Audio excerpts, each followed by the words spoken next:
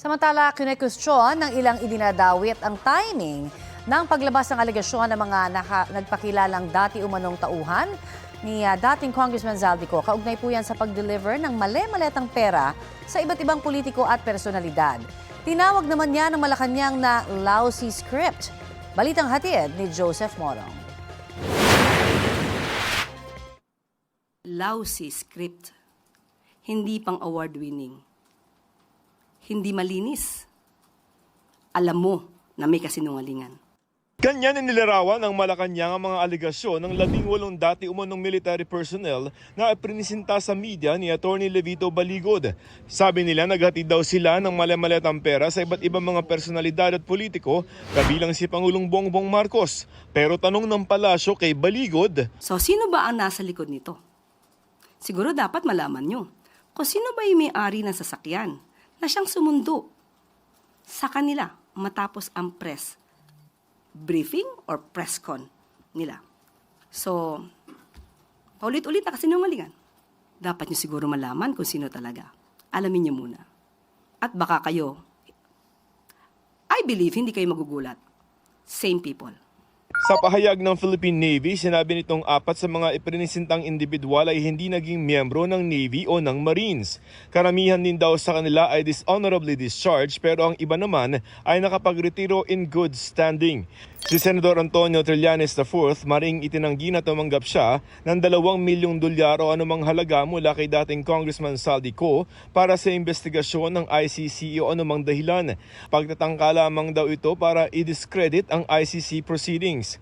Maghahain daw siya ng cyber libel cases laban kina Baligod, Mike Defensor, sa 18 dating sundalo at lahat na nagpapakalat at kaugnay naman sa kung inutusan niya kung sino man para kontakin ng mga police official at politiko para ma-interview ng ICC. Ani Trillanes, ano raw ang mali roon?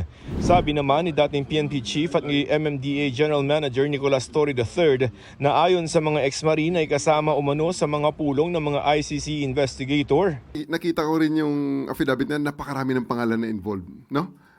Allow me please to reserve my comments regarding that matter kasi hindi nga natin alam kung yan ay kaya nilang isubstantiate. Sabi naman ni Congressman Leila de Lima, tingnan na lamang daw ang timing na natapat sa confirmation of charges ng dating Pangulo at impeachment proceedings laban kay Vice President Sara Duterte. Tinawag niyan cheap at katawa-tawa ang paglutang ng mga aligasyon na panglihisan niya sa totoong issue. Reaksyon naman ng ilan pang mambabatas na nabanggit kaugnay sa issue. It's all BS. Unassigned nga eh. Those who are behind their supposed press con, they have not achieved anything but present themselves as National Marites Council. Nilulutawag sa mga ganyan. I will not dignify a tall story allegation. Ang nakakatawa rin, baka hanapin sa akin yung kasama ko yung tipong mali. Timing din ang kwestiyon ni Manila Representative Joel Chua na chairman ng House Committee on Good Government and Public Accountability. Isa rin yan sa mga ipinagtataka ni Senate President Pro Tempore Panfilo Lacson. The timing, parang nakatiming to, bakit yung ICC ngayon na nakapokus?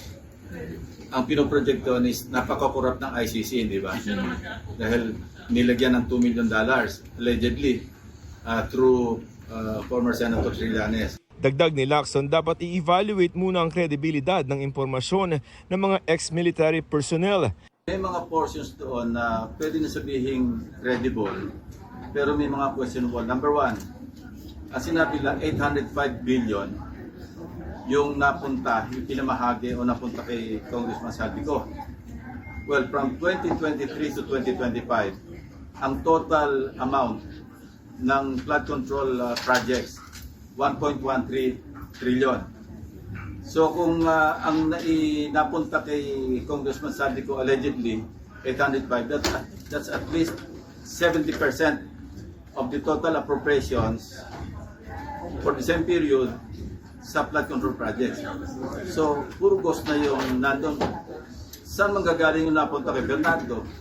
Saan ang napunta kay Alcantara? So sobra computation. Sobra computation. Sumulat na rin daw si Lacson sa Philippine Navy, Army at LTO para alamin ang pagkakakilanlan ng mga nagpakilalang dating military personnel. Pagkatapos ng verification, pwede raw paharapin sa Senado ang mga ito. Sinisikap ng GMA Integrated News na makuha ang panig ng iba pang nabanggit. Joseph Morong nagbabalita para sa GMA Integrated News. Itinanggi rin po ni National Security Advisor Secretary Eduardo Año ang alegasyon ng grupo. Sabi ni Año, hindi siya kailanman dumalo sa isang pulong kasama si dating House Speaker Martin Romualdez, dating Congressman Zaldico at ML Party List Representative Laila De Lima. Wala raw itong katotohanan at gawa-gawa lang. Handa raw ang kanyang legal team na gawin ang mga angkop na hakbang kasunod nito. Iimbestigahan din daw nila ang anyay malisyosong stunt na ito na itinaon sa mga pagdinig sa International Criminal Court, pati sa EDSA People Power Revolution Anniversary. Nagbigay na rin ng komento ang International Criminal Court kaugnay sa alegasyon ni Atty. Levito Baligod at 18 dati umanong tauhan ni Zaldico. Sabi ng ICC, ang mga aktibidad ng Office of the Prosecutor ay pinupondohan ng budget ng korte na inaaprubahan ng ICC Assembly of State Parties. Ginagawa raw ang mga investigasyon ng transparent at naaayon sa ICC Financial Rules and Regulations. Hindi raw nagkokomento ang ICC kaugnay sa kanilang mga operasyon na may kinalaman sa mga gumugulong na investigasyon at prosekusyon bilang bahagi ng kanilang pulisiya.